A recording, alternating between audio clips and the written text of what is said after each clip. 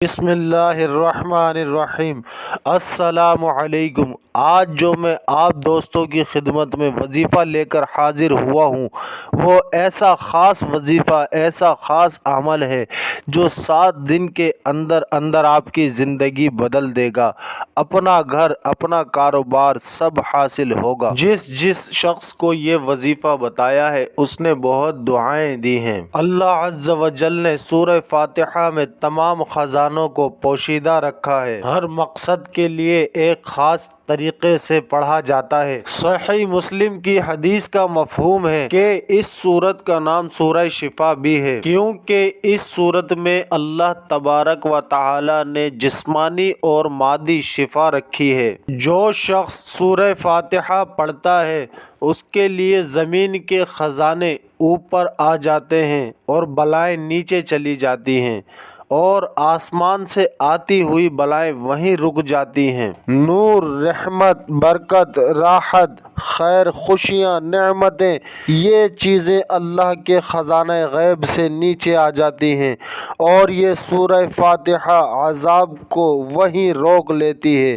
سورہ فاتحہ کے کئی نام ہیں، اسے سورہ قافیہ بھی کہتے ہیں۔ اس کا مطلب ہے کہ اگر کسی سورت کی جگہ سورہ فاتحہ کو پڑھ لیا جائے تو وہ کافی ہے، لیکن اگر سورہ فاتحہ کی جگہ ہم کسی سورت کو پڑھنا چاہیں تو نہیں پڑھ سکتے۔ جب ہم سورہ فاتحہ پڑھتے ہیں تو اللہ تعالی فرشتوں کو ہماری طرف متوجہ کر دیتا ہے۔ حضور نبی کریم صلی اللہ تعالی علیہ وآلہ وسلم ارشاد فرماتے ہیں کہ جب تم نماز میں تکبیر تحریمہ کہنے کے بعد، ثنا پڑھنے کے بعد سورہ فاتحہ شروع کرتے ہو تو اللہ تعالی سے تمہارا مکالمہ شروع ہو جاتا ہے۔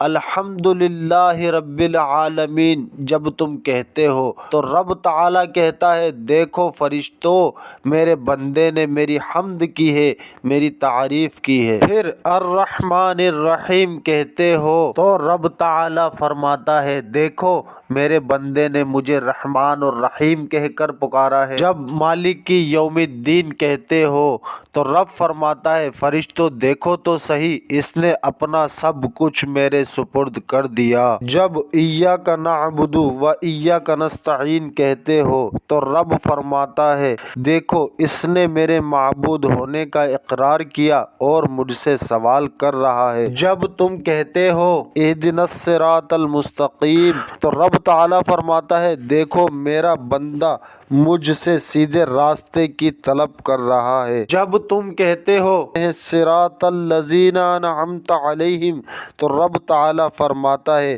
کہ یہ میرا بندہ انعام یافتہ لوگوں کی راستے کی طلب کر رہا ہے۔ جب تم کہتے ہو غیر المغضوب علیہم ولا الضالین تو رب فرماتا ہے دیکھو میرا بندہ بچنا چاہتا ہے ان لوگوں کے راستے پر چلنے سے جن سے میں ناراض ہوا۔ جو طریقہ میں آپ لوگوں کو بتاؤں گا بس آپ کو اس طریقے سے سورہ فاتحہ کو پڑھنا ہے، پھر آپ دیکھیں انشاءاللہ عز و جل کوئی مشکل، کوئی پریشانی باقی نہیں رہے گی۔ عمل نوٹ فرما لیں، یہ عمل آپ کو جمعرات کے دن شروع کرنا ہے۔ جمعرات کی رات کو عشاء کی نماز کے بعد آپ کو عمل کرنا ہے۔ عمل آپ نوٹ کر لیں، ہو سکے تو کاپی پینسل لے کر اس پر لکھ لیں۔ جمعرات کی رات کو عشاء کی نماز کے بعد آپ کو 1 مرتبہ درود ابراہیمی پڑھنا ہے، اور پھر 70 مرتبہ سورہ فاتحہ پڑھنی ہے، اور پھر بعد میں ایک بار درود ابراہیمی پڑھنا ہے۔ اچھا، پھر اگلے دن جمعے کی رات کو عشاء کی نماز کے بعد ایک بار درود ابراہیمی پڑھنا ہے، پھر 60 مرتبہ سورہ فاتحہ پڑھنی ہے،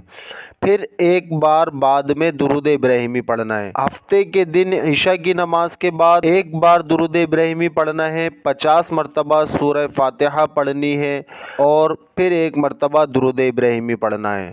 اسی طرح اتوار کو 40، پیر کو 30، منگل کو 20 اور بدھ کو 10 مرتبہ پڑھنا ہے۔ جس طریقے سے بتایا ہے اسی طریقے سے کرنا ہے، انشاءاللہ عز و جل یہ عمل آپ کی زندگی بدل دے گا۔